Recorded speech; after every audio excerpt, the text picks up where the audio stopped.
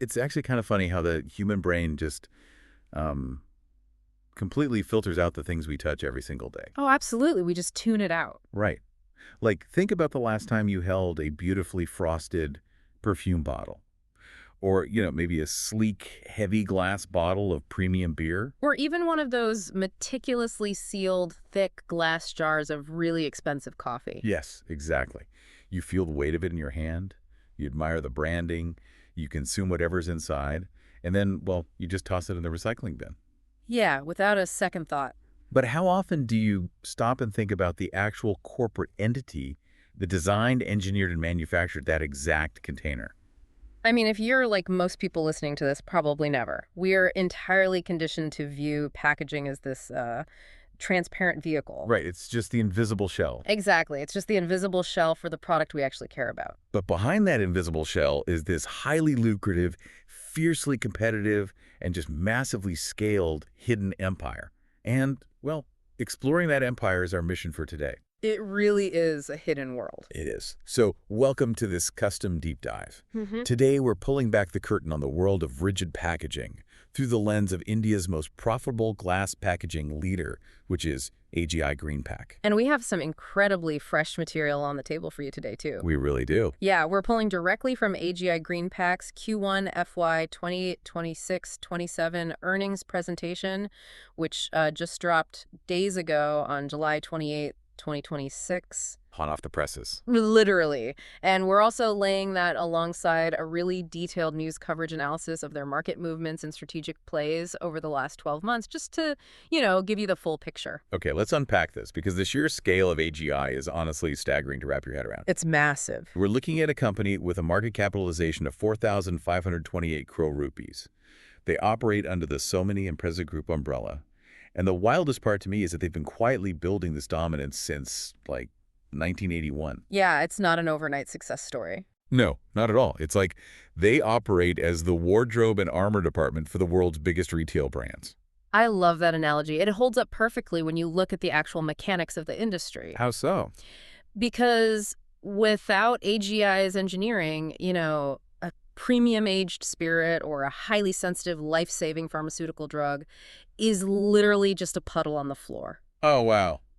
That's a visceral way to put it, but it's true. Right. The container is literally what makes it a viable commercial product in the first place. So to give you a sense of what this wardrobe department actually looks like on the ground, they operate 3 state-of-the-art glass plants. And the undisputed crown jewels are located in Bangir, Telangana. Right. One is a massive facility pumping out 1,100 tons of glass every single day. Which is just a ridiculous number. It is. And right next to it is a 200 tons per day specialty glass facility. But wait, I just want to pause on that first number. Right. 1,100 tons of glass per day. What does that even look like physically? So picture a literal continuous river of molten sand. A river of sand. Okay. Yeah. To produce 1,100 tons a day, you are running these industrial furnaces at temperatures exceeding 1,500 degrees Celsius. That is intensely hot. And that's 24 hours a day, 365 days a year. Wait, they never turn them off? Never. It's a logistical marvel just feeding the raw materials like silica sand, soda ash, and limestone into these beasts. I can't even imagine the logistics of that. It's wild. And from that molten river, they cater to almost every consumer segment you can think of. Like the heavy structurally reinforced bottles for whiskey and beer, right? Exactly. But they're also molding these tiny, chemically inert, pristine vials for pharmaceutical medicines and, jars for soft drinks and food. And then you have that specialty facility we mentioned. That's where they're making those intricate, highly customized, high-end cosmetic containers. They're really fancy stuff. Yeah, your luxury face creams, foundation bottles, nail polish, perfume. I imagine that requires a completely different level of precision. Oh, absolutely. Specialty glass often requires unique coatings, distinct clarity standards, and these really complex shapes. Yeah. So the machines can't just pump them out as fast. Right. It demands slower, much more meticulous production lines. What I find so compelling in the source material isn't just the sheer volume of glass, though. It's their relentless evolution as a company. They definitely don't just sit still. No. If you look at their timeline, they didn't just stay in their lane. They started with glass in 1981, right? Yep. But then 30 years later, in 2011, they clearly saw the beverage industry shifting. So they acquired a company called Garden Polymer. Which is a huge move. It was. because that allowed them to get into PE bottles, which is polyethylene terephthalate, basically the standard clear, lightweight plastic you see used for water and soda bottles. Right. Then in 2018, they launched the security closures business. In 2023, they went deep into that specialty cosmetics glass we just talked about. And now the big headline for 2025 is their brand new foray into aluminum cans. What's fascinating here is the strategic synergy of that specific move into aluminum. Because on the surface, it sounds kind of weird, right? Pivoting from melting sand for glass to shaping aluminum cans sounds like a random, maybe even risky diversification. It does sound random, but it actually perfectly overlaps with their existing stronghold in the alcohol and food and beverage segments. Let's break down the logic of that. The client is the exact same, isn't it? Exactly. They are targeting the exact same procurement officers. Oh, okay. I see. Like, think about it. If you're AGI, you are already the trusted, verified supplier providing millions of glass bottles for a major global beer brand. Right. You already have the contract and the relationship. Exactly. And over the last few years, consumer trends have shifted heavily toward canned craft beers, seltzers, and ready-to-drink cocktails. So when that global beer brand decides to launch a new canned beverage line, AGI wants to be the one selling them those cans too. Precisely. They are leveraging 4 decades of institutional trust to cross-sell entirely new packaging formats to the exact same marquee global and Indian brands. Which effectively blocks out competing can manufacturers who are trying to get a foot in the door. It's a brilliant defensive and offensive move all at once. Which actually brings up a massive question for me, and I'm sure for you listening right now. If this business is so incredibly expansive, and they're just printing money as the most profitable glass packaging leader in India. I feel a but coming here. Yeah, I have to push back here. Because we see VC-backed startups disrupt legacy industries all the time. Right? Yeah. They take a massive loss for 5 years just to steal market share. Sure, we see that in tech all the time. So why can't a well-funded venture capital firm just build a giant high-tech furnace, poach a few engineers, and steal AGI's clients? The presentation specifically mentions a steep learning curve, but, I mean, isn't a bottle just a bottle? That is the logical question, right? But From the outside, it looks like simple, replicable manufacturing. You melt sand, you blow it into a mold. But the reality of the physics and the economics creates this impenetrable fortress. The sources outline 4 massive barriers to entry, and they are entirely interconnected. Okay, lay them out for us. You really can't understand one without the other. Let's start with the physical reality. High capital intensity and the learning curve. Meaning the actual science of making the glass. Yes. Achieving production efficiency, getting the glass perfectly clear, consistently thick, without microscopic bubbles or structural flaws at a rate of thousands of units a minute is brutally difficult. I assume it's not just a matter of pressing a button. Not at all. It's a highly volatile mix of chemistry, fluid dynamics, and extreme heat.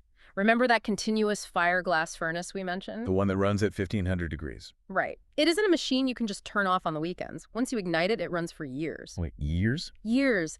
And if a startup makes a mistake and the furnace cools down too much, the molten glass literally hardens solid inside the multi-million-dollar equipment. Oh my God. Yeah, destroying it entirely. You can't just read a manual to prevent that. You need decades of institutional knowledge. So a new competitor is risking hundreds of millions of dollars just to learn how to keep the machine running without breaking it. Exactly. And that physical reality dictates the entire business model, which brings us to the next barrier: economies of scale. Because you can never turn the furnace off. Yeah. So you have to keep producing. Yes, this is purely a volume game. You have to run your factory at near maximum capacity constantly just to break even on your fixed energy costs. So a new competitor cannot just start small, win a few local clients, and slowly grow. Nope. They have to start massive. They have to sell huge volumes from day one, which is terrifyingly risky for any investor. Which means that hypothetical startup is absolutely desperate to steal AGI's biggest clients immediately just to survive. Right. But then they hit the third barrier: Which is? high switching costs and lead times.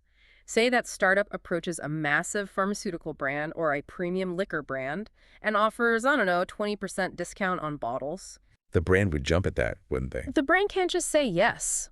Switching a packaging supplier in highly regulated industries involves incredibly long qualification cycles. And good as a quality control. Exactly.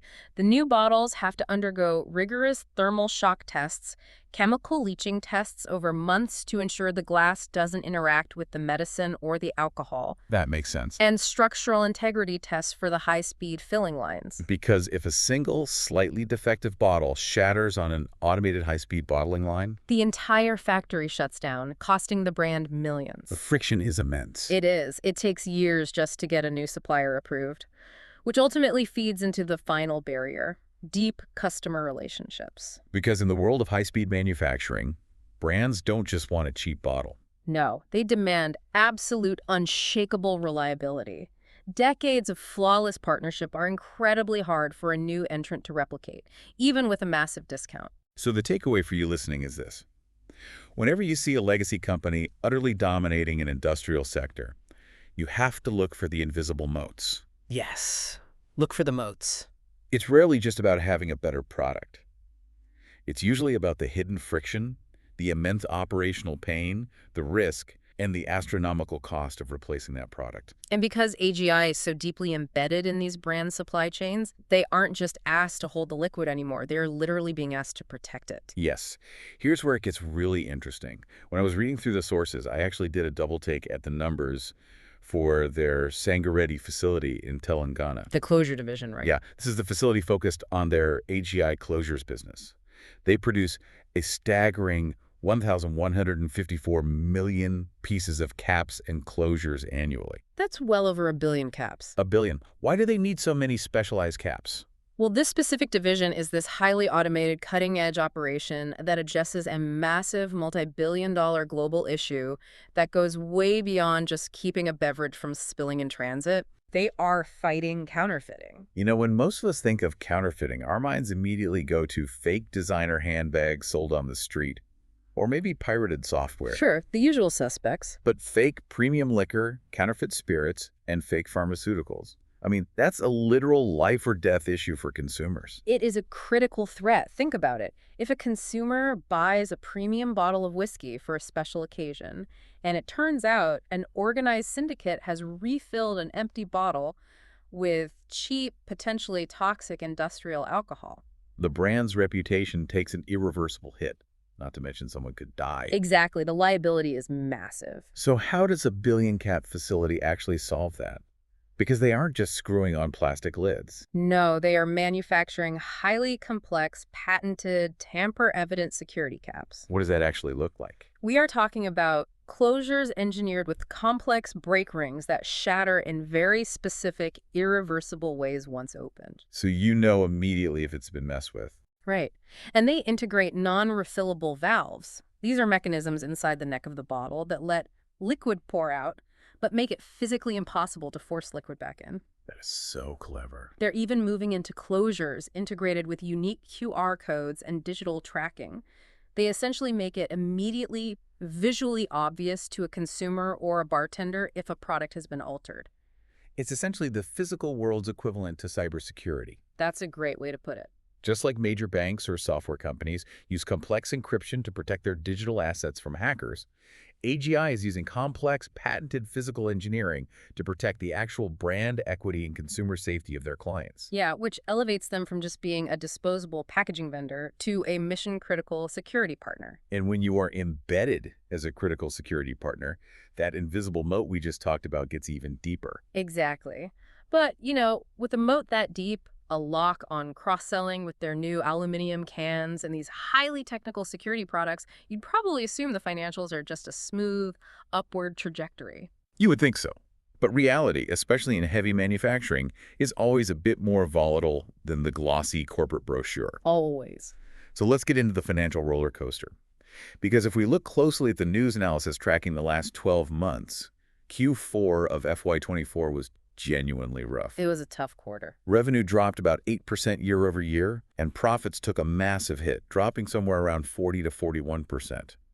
The news analysis highlighted that operating income declined, and EPS, earnings per share, which is a key metric investors use to gauge a company's profitability, fell nearly 33%. Yeah, that's a significant drop. Management even had to walk back their revenue growth guidance from an optimistic 15 to 18% down to 13 to 15%. And when a market leader trims guidance, it always spooks the market. Absolutely. But it's really vital to understand the mechanics of why that top-line revenue shrank. It was a combination of near-term demand softness in the consumer market, sure, but also something highly counterintuitive: lower raw material prices. Wait, hang on. If raw materials are cheaper, shouldn't they make more money? In a standard consumer business, yes. But in B2B heavy manufacturing, supply contracts are often strictly linked to input costs. Oh, so it's a pass-through model. Exactly, it's a pass-through model. Oh. When the global cost of raw materials dropped, AGI was contractually obligated to pass those savings directly onto the beverage and pharma brands. Wow. Okay, so that lowered AGI's average realizations, like the final price they charge per bottle. Right, so their top-line revenue mechanically shrank, even though the underlying volume and health of the business was still functioning perfectly fine. So if we connect this to the bigger picture, though, that Q4 dip really was just a temporary storm. Because if we fast forward to the brand new Q1 FY27 numbers from July 2026, the rebound is spectacular. It really is a sharp recovery. Revenue is back up to 785 crore rupees, which is a solid 14.2% jump year over year. And the profitability metrics recovered even faster. EBITDA, which is earnings before interest, taxes, depreciation, and amortization, basically a measure of their core operating cash flow, surged 23.1% to 175 crore rupees, excluding other income. That is huge. And profit after tax is sitting at a very healthy 99 crore rupees, which is an 11.8% increase. But, reading through the Q1 presentation, they specifically call out that they are still navigating some heavy geopolitical weather. They point directly to regional escalations in West Asia. Which is a huge factor. But on paper, it feels completely disconnected. Why does a military or diplomatic conflict in West Asia matter to a glass plant operating in Telangana, India? It all comes down to fuel. The furnaces. Exactly. Right. We talked earlier about that continuous river of molten glass. Melting thousands of tons of sand requires a truly immense, non-stop supply of intense heat, which means natural gas and energy costs are a massive, unavoidable part of their ledger. So geopolitical tensions in West Asia immediately disrupt global energy markets, driving up the cost of natural gas. Yes, and this goes back to our earlier point. A continuous fire glass furnace isn't a delivery truck. Right. You can't just pull over and turn the engine off when gas gets too expensive. It's like a jet engine mid-flight. It has to keep burning fuel or the whole thing crashes. That's a perfect analogy. So when energy prices spike, they just have to eat that cost, which puts immediate pressure on their operating margins. But they survived it. Precisely. The presentation highlights that AGI utilized aggressive, proactive cost optimization measures, likely tweaking their energy mix and improving furnace efficiencies to cushion that blow. They figured out a way through it. Impressively, yes. Despite those energy shocks, their EBITDA margin still sits comfortably at 22.3%, which is remarkably healthy for heavy manufacturing. What really fascinates me is the financial structure that keeps this company afloat when the weather gets bad. I dug into their balance sheet metrics, and they maintain an incredibly low net debt to EBITDA ratio of 0.11x. Which is almost unheard of for this kind of business. Just to translate that for you listening, for every dollar of operating cash they generate in a year, they owe almost nothing in net debt. They are practically debt-free. Yeah, in an era of high interest rates, a capital-intensive manufacturing business operating with almost no debt is a massive anomaly. It's an incredibly conservative, highly flexible capital structure. They aren't bleeding cash to service massive loans.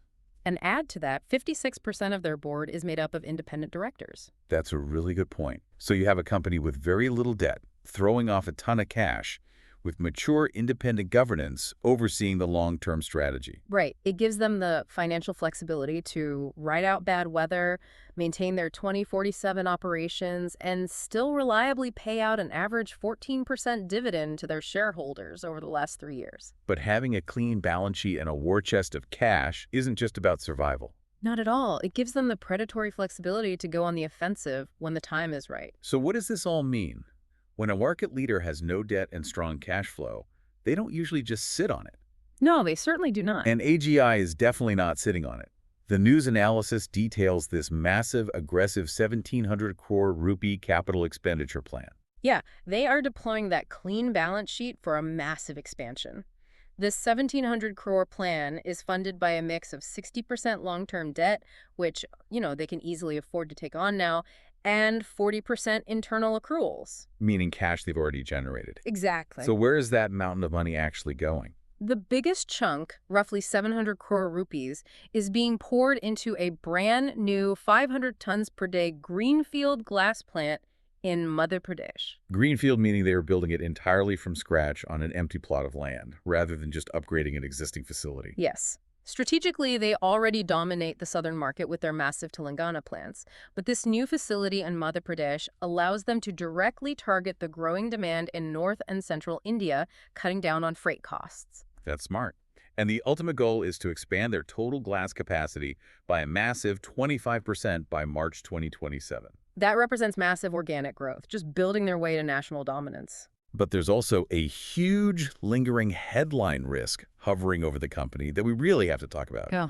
The drama surrounding Hindustan National Glass, or HNG. Yes. This raises an important question about the duality of how legacy companies choose to grow. Explain that for us. Well, H&G is one of India's oldest and historically largest glass manufacturers, but they basically collapsed under massive debt and went into insolvency proceedings. They went bankrupt. Exactly. And AGI saw an opportunity and aggressively bid to acquire them out of bankruptcy. If successful, this M&A deal would be transformative. It would instantly buy AGI an enormous chunk of market share and several existing factories across the country. Like, it hasn't happened yet. Why is it completely tied up in the Supreme Court? Because when a major player tries to buy their biggest rival out of bankruptcy, the alarm bells ring. Oh, antitrust issues. Right. Competitors and regulatory watchdogs flagged the deal, raising severe antitrust and monopoly concerns. They argue that letting AGI absorb H&G would consolidate way too much power in the glass packaging market. That makes sense. The legal challenges escalated through the insolvency tribunals and the Competition Commission, and it is now sitting awaiting final resolution in the Supreme Court. Do they think they'll win? The news analysis points out that AGI's management and industry analysts remain optimistic they will win approval, but in the legal world, timelines are highly uncertain. Sure. They mention a window of a few months for outcomes, but that's always a moving target. It really is a fascinating strategic balancing act. On one hand, you have this bold, aggressive M&A attempt to just swallow a massive bankrupt competitor and instantly buy national dominance. But they aren't holding their breath. Right. Because the courts are slow and unpredictable, AGI's board isn't just waiting around. They are simultaneously executing that 700 crore organic expansion in Madhya Pradesh. They are essentially telling the market, we will buy our way to the top, but if the courts won't let us, we will just spend the money to build our way there instead. Which perfectly encapsulates their entire corporate strategy. They are not waiting to see what the future of packaging looks like. They are actively funding and building it. Yes. It really reframes how you look at this entire invisible industry. Yeah. So, to quickly summarize this journey for you, AGI Greenpac is not just a company that makes bottles. Not even close. They are an integrated, rigid packaging juggernaut. They have built these extreme, physics-based barriers to entry that keep venture capital and competitors locked out. Yeah. They are generating so much cash and carry so little debt that they can survive West Asian energy shocks without breaking a sweat. And they are using that incredible stability to aggressively expand into aluminum cans and massive greenfield mega projects in central India to capture the entire future of fast-moving consumer goods packaging. It truly is a masterclass in industrial strategy and scale. But, if we connect all these dots, the massive 1,700 crore organic expansion, the new aluminum can business, the high-tech anti-counterfeit security closures locking in brands, and the potential to eventually win the Supreme Court battle and absorb the remnants of H&G.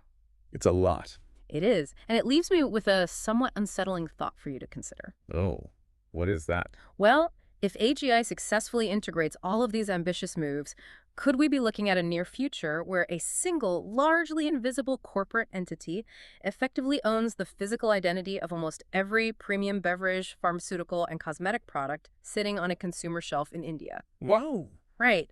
And if that happens, what exactly happens to market innovation and competitive pricing when the wardrobe department becomes a monopoly? That is a brilliant point to chew on. Does total consolidated efficiency eventually stifle the very brands they're trying to protect? Yeah. I love that. Thank you so much for joining us on this deep dive into the source material. Thanks for having me. The next time you are holding that beautifully frosted glass bottle or cracking open a cold aluminum can, I hope you take a second to look past the label and appreciate the massive hidden empire that put it in your hand. Until next time, keep looking for the hidden structures behind everyday objects.